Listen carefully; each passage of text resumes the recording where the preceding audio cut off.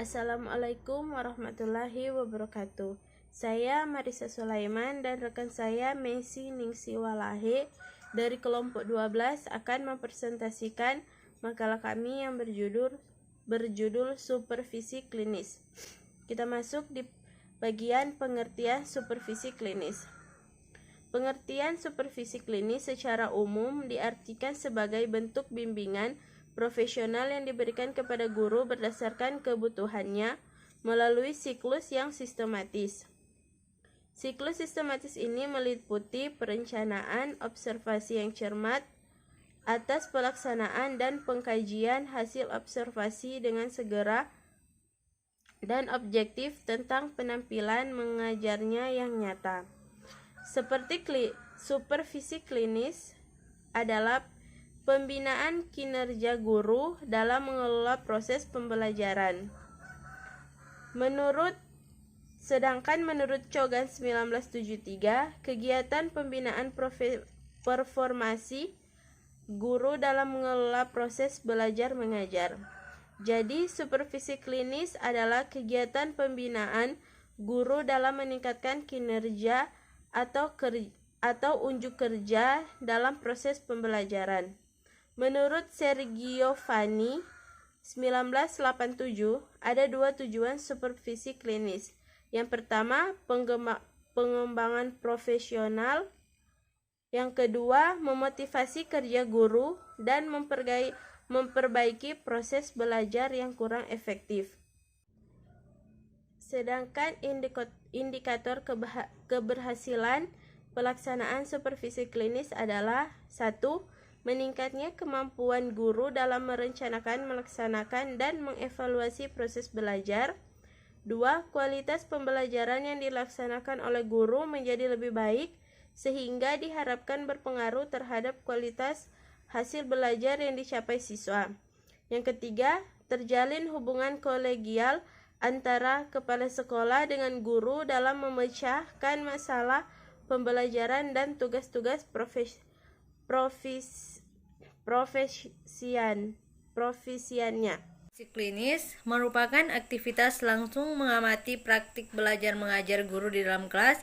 Oleh karena itu, kegiatan supervisi klinis jangan sampai mengganggu aktivitas belajar mengajar. Artinya, jangan sampai supervisor yang menjalankan tugasnya, namun di sisi lain hak murid untuk memperoleh ilmu terganggu karena kehadiran supervisor di sekolah. Maka supervisor harus bersikap bijak dengan tetap memberi keleluasaan dan aktivitas natural dan original guru dan murid dalam belajar mengajar, sebagaimana ketika tidak ada supervisor yang melakukan observasi kelas. Dan tujuan utama supervisor adalah memperbaiki instruksional guru di kelas.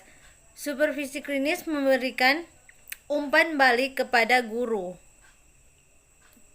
untuk memperbaiki hasil supervisi. Klinis membantu mendiagnosa masalah-masalah instruksional dan memberikan informasi berharga yang dapat menyelesaikan masalah. Sebagai hasilnya, guru dapat dengan jelas melihat perbedaan-perbedaan apa yang mereka kerjakan dan apa yang mereka sedang mereka kerjakan. Selanjutnya ada teknis supervisi klinis yang memperbaiki kasus-kasus yang lemah tidak bisa dilakukan dengan cara biasa, melainkan sebelum memperbaiki harus dipikirkan dulu secara matang.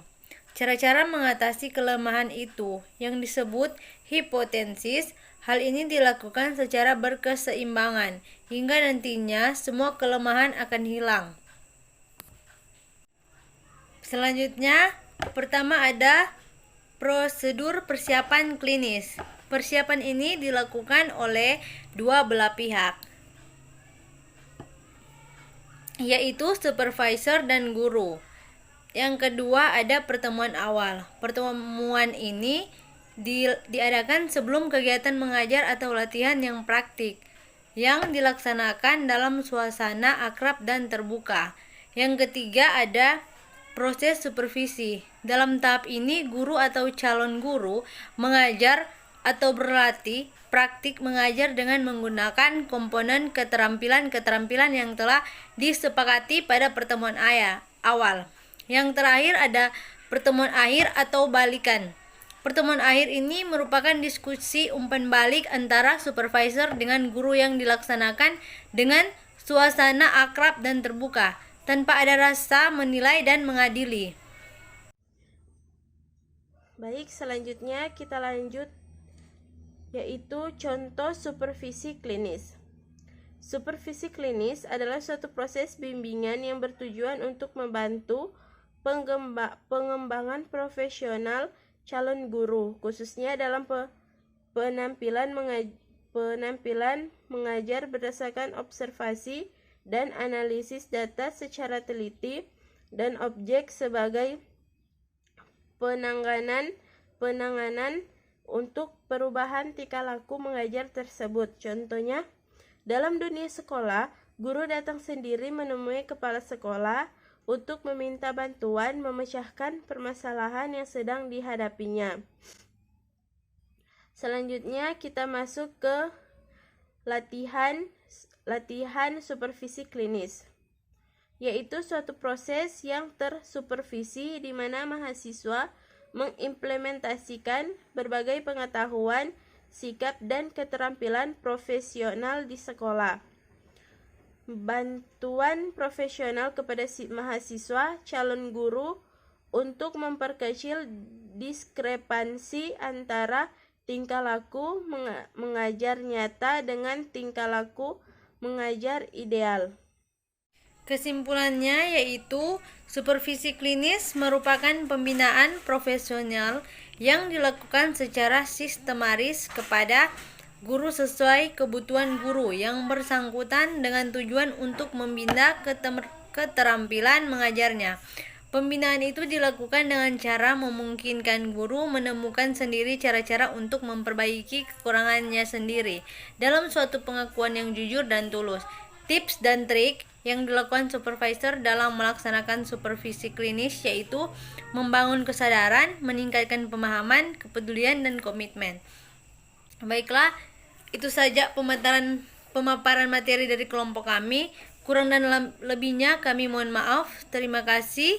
Wassalamualaikum warahmatullahi wabarakatuh.